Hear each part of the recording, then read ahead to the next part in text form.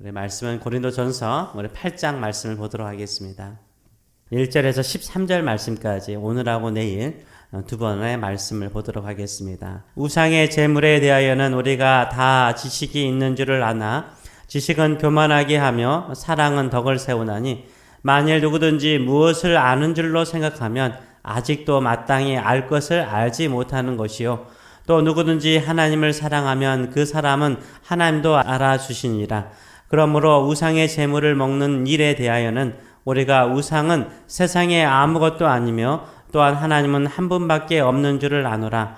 비록 하늘에나 땅에나 신이라 불리는 자가 있어 많은 신과 많은 주가 있으나 그러나 우리에게는 한 하나님 곧 아버지가 계시니 만물이 그에게서 났고 우리도 그를 위하여 있고 또한 한 주 예수 그리스도께서 계시니 만물이 그로 말미암아 우리도 그로 말미암아 있느니라. 그러나 이 지식은 모든 사람에게 있는 것은 아니므로 어떤 이들은 지금까지 우상에 대한 습관이 있어 우상의 제물로 알고 먹는 고로 그들의 양심이 약하여지고 더러워지느니라.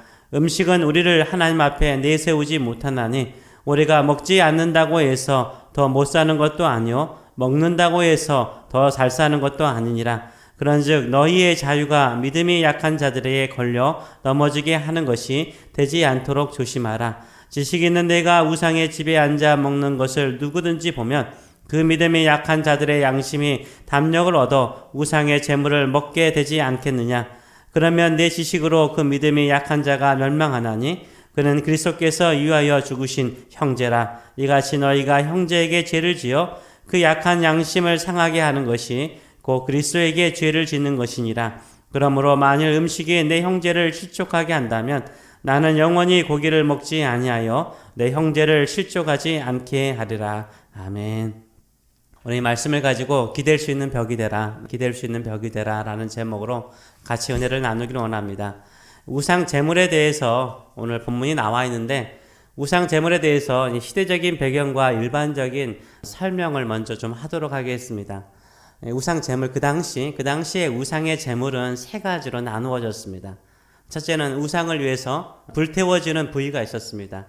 양이라든가 소라든가 기타 등등의 예물을 가져오면 우상을 위해서 불태우는 우상의 제물의 부위가 있었고요. 그 다음에 제사장이 받는 부위가 있었고 그 나머지 몫은 이 드리는 예배자의 몫이었습니다. 예배자는 이것을 가지고 가족과 이웃들과 친지들을 모아서 잔치를 하였습니다. 그리고도 남는 고기가 있지 않습니까? 그러면 그 남는 고기를 시장에 파는 사람이 있었다고 합니다. 일단 공적인 제사들이 있었죠. 그 당시에는 뭐 도시마다 마을마다 우상 숭배가 팽배되어 있었기 때문에 마을의 유지들이 공적인 제사를 드릴 때가 있었습니다. 제사를 드릴 때도 마찬가지였어요. 시장에 유통된 고기 가운데 그래서 시장에 유통된 고기 가운데 우상 제물로 사용되어졌다가 나오는 고기들이 시장에 유통이 되고 있었습니다. 이런 시대적인 배경 속에서 사도 바울이 지금 이 말씀을 전하고 있는 것입니다. 이 당시에 또 사람들 마음속에 어떤 마음이 있었냐면 우리도 하모니즘에 강한 민족들이 이런 게 강한 것 같아요. 그 당시에도 재물에는 뭐가 있냐면 귀신이 달라붙어 있다라고 생각을 했어요. 사탄이 있다라고 생각을 했어요. 이건 성경적인 내용이 아닙니다. 이거 오해하지 마세요. 다만 그 당시에 사람들의 의식 속에 이런 생각이 있었습니다. 마귀들이나 악한 영들을 매우 두려워하던 시기였기 때문에 어디에나 이런 악한 영들이 자기에게 들어오면 자기 몸이나 정신을 혼미하게 한다라고 생각을 했어요. 이 악한 영들은 인간의 몸으로 들어오려고 한다는 거예요. 그래서 인간을 괴롭히고 몸을 괴롭히고 정신을 혼미하게 한다라고 생각하는 철학이 유행하고 있었습니다. 그렇다면 이런 악한 영들이 어떻게 우리 몸으로 들어올 수 있는가, 인간의 몸으로 들어올 수 있는가, 이들이 생각하기를 어떻게 생각했냐면 음식을 통해서 들어온다라고 생각을 했어요. 그래서 우상에 드린 그 재물을 우리가 먹게 되면 거기에 있는 귀신이, 악한 영이 그 음식을 통해서, 그 고기를 통해서 내 몸에 들어올 수 있다라는 의식을 가지고 있었습니다. 이런 시대적인 상황 속에서 시장에 유통된 고기를 마음껏 사서 먹을 수 있을까요? 이에 대해서 교회 안에 두 가지 분파가 있었습니다. 하나는 율법주의자들, 엄격주의자들이죠. 절대 고기를 먹어서도 안 된다라고 생각을 했습니다. 우상 숭배의 제물이었기 때문에 먹어서도 안 되고 그걸 먹는 것도 우리가 우상 숭배에 참여하는 것이다. 또한 율법에 따라서 엄격하게 그 고기를 도살하지 않았다. 그래서 좋은 고기가 아니다라고 생각을 하였습니다. 한 분파는 자유주의자들이었습니다. 우리는 그리스도 안에서 자유롭다. 마음껏 먹어도 된다라고 생각을 했습니다. 그래서 마음껏 먹다 보니까 주변에 믿음이 약한 자들을 시험에 들게 만들었습니다. 여러분들의 생각은 어떻습니까? 마음껏 먹어도 될까요? 아니면은 그래도 율법적으로 옳지 않기 때문에 먹지 말아야 될까요? 사도 바울의 대답은 그렇습니다. 기본적으로 예수 그리스도 안에서는 모든 것이 자유롭다는 거예요. 마음껏 먹을 수 있다는 거예요.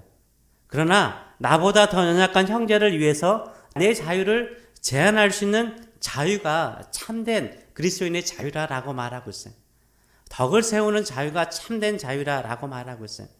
그러면서 그것을 사랑이라라고 표현하고 있습니다. 그게 사랑이라는 거예요. 나를 위한 것이 아니라 믿음이 약한 형제들을 위해서 내 자유를 제한하는 것이 참된 자유다라고 말하고 있습니다. 1절의 말씀을 보게 되면 우상의 제물에 대하여는 우리가 다 지식이 있는 줄을 아나 지식은 교만하게 하며 사랑은 덕을 세운다라고 말하고 있어요. 우상 제물에 대해서 여러 가지 판단을 할 수 있죠. 아는 지식이 있을 수 있죠. 그 우상의 제물에 대해서 우리가 여러 가지 성경적인 판단을 가지고 이야기를 할 수 있다는 거예요. 이 문제에 대해서 지식으로 반응하는 사람과 사랑으로 반응하는 사람이 있다는 거예요. 우상의 제물이 율법적으로 얼마나 잘못되어졌는가 잘 아는 사람이 있다는 거예요.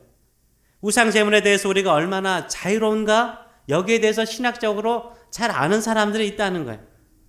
자신이 잘 아는 그 지식을 따라서 신앙생활 하는 것이 옳고 그름이 아니라는 거예요. 그 지식이 오히려 그 사람을 뭐하게 만든다고요? 교만하게 만든다는 거예요. 그럴 때 많잖아요. 신학적으로 너무 잘 알아요. 그런데 교만하잖아요. 사람들 판단하고 평가하고 비판하고. 그런데 어떤 사람은 사랑으로 반응하는 사람이 있어요. 그 사랑은 뭐예요? 이 사랑은 덕을 세우는 일이라고 말하고 있어요. 지식은 교만하게 만들지만 사랑은 덕을 세운다라고 말하고 있어요. 사랑은요, 내가 아는 지식을 초월하는 어떤 섬김, 그것이 바로 사랑인 줄 믿습니다. 사랑은 덕을 세우는 거예요. 덕을 세운다라는 성경을요, 공동 번역에서는 이웃을, 남을 잘되게 한다라고 표현하고 있어요. 덕을 세운다는 것은 다른 사람을 잘되게 만들어주는 거예요. 우리 신앙생활 하면서 덕을 세우는 것은 남들의 신앙이 성장하도록 남들의 삶이 그리스도 안에서 참된 자유를 얻도록 만들어주는 것인 줄 믿습니다. 이게 사랑인 거예요. 덕을 세우는 거예요. 아가페 사랑이 우리의 지식을 컨트롤하고 인도를 할 때 그 지식이 참되고 아름다운 것입니다. 그래서 내가 아는 지식을 자랑하는 사람은요, 교만한 사람이에요. 자기 유익을 위해서 자기 아는 지식을 자랑하는 것입니다. 그러나 사랑의 사람은 어떻습니까? 덕을 세우는 일에 힘쓰는 거예요. 지식을 뛰어넘는 사랑으로 믿음이 연약한 사람들을요, 받아들이고 자신의 자유를 제한하는 사람이라는 것을 알 수 있습니다.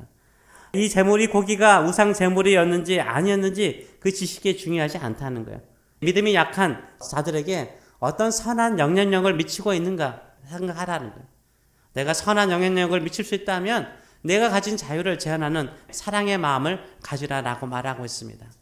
지금은 서로를 정죄하는 화살이 난무하는 시대죠. 보이지 않는 화살이 얼마나 많은지 몰라요. 그래서 아픈 사람이 많죠. 마음이 아픈 사람이 참 많습니다.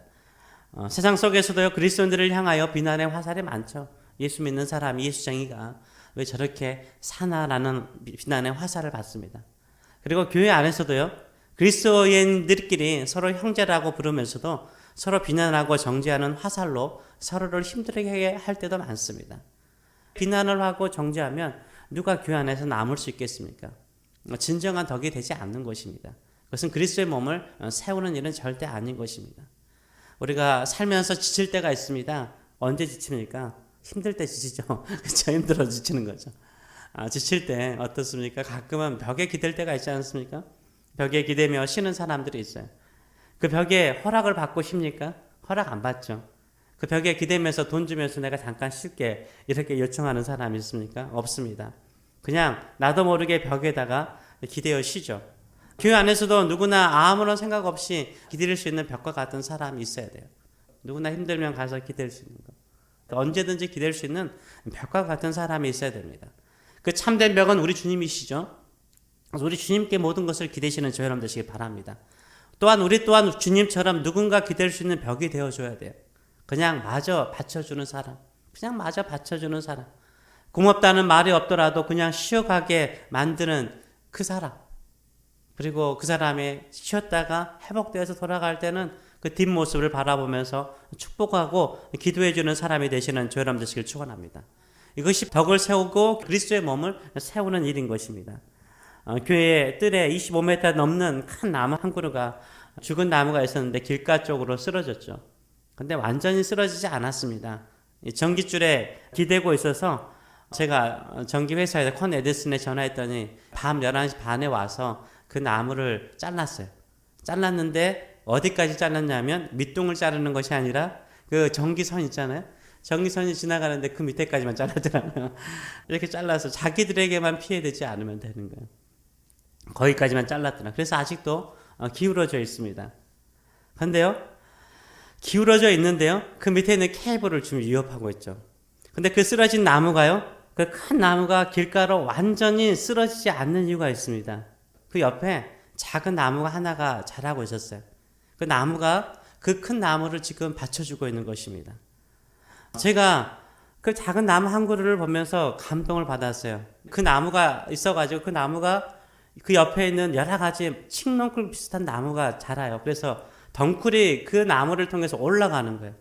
그 죽은 나무로 올라가는 거예요. 그래서 제가 저거 안 되겠다. 그래서 작년에 그 나무를, 작은 나무를 잘라버릴 생각을 좀 가지고 있었어요. 너무 귀찮다. 저거 잘라버려야 되는데 하면서 작년에 그냥 넘어갔어요. 근데 올해 죽은 나무가, 큰 나무가 쓰러지는데 그 작은 나무가 지금 줄기가 지금 받쳐주고 있어요. 그래서 완전히 쓰러지지 않고 있습니다. 너무나 신기하기도 하고 감사하기도 하더라고요. 우리가 작더라도요, 몸으로나 또 건강상으로나 재정상으로 지식적으로 우리가 작을 수 있어요. 부족할 수 있습니다. 그러나 사랑이 있으면요, 작더라도 사랑이 있으면 누구나 받쳐줄 수 있어요. 내가 감당하기 힘든 나무일지라도 그런 사람도 받쳐줄 수 있는 살아있는 나무 같은 사람이 될 수 있는 줄 믿습니다. 우리가 누군가에게 기댈 수 있는 벽과 같은 사람이 된다면 많은 사람들이 교회에 와서 그리스도의 사랑 안에서 그리스도의 덕과 사랑을 알면서 참된 쉼을 얻고 회복되는 놀라운 역사가 일어날 수 있는 줄 믿습니다. 누군가가 기댈 수 있는 벽과 같은 사람이 되시는 사람 되시길 축원합니다. 그것이 바로 참된 사랑이요 덕을 세우는 삶인 줄 믿습니다. 이런 삶으로 통해서 하나님께 영광 돌리시는 저 여러분 되시길 축원합니다. 네, 기도하겠습니다. 살아계신 하나님 아버지의 은혜를 감사드립니다. 우리가 지금까지 버티고 견딜 수 있었던 것은 그리스도께서 벽과 같이 우리가 언제든지 기댈 수 있도록, 피곤하고 지치면 언제든지 기댈 수 있도록 우리에게 어깨를 내어주시고 또 벽과 같이 기댈 수 있는 그 사랑을 베풀어 주신 것을 진심으로 감사함을 드립니다. 지금 이 시대는 얼마나 많은 비난과 조롱의 화살이 난무하는지 모릅니다. 그럴 때 많은 주의 백성들이 지쳐가고 있고 피곤할 때가 많습니다. 그때 언제 어디든지 기댈 수 있는 믿음의 형제들이 많아질 수 있도록 인도하여 주시옵소서. 작고 부족하고 연약합니다. 그러나 쓰러져가는 믿음의 형제들, 그들에게 조금이나마 버티게 만드는, 견디게 만드는, 그리스도의 사랑을 의지하게 만드는 작은 나무와 같은, 벽과 같은 저희들의 삶들이 될 수 있도록 축복하여 주시옵소서. 감사드리며 예수님의 이름으로 기도합나이다. 아멘.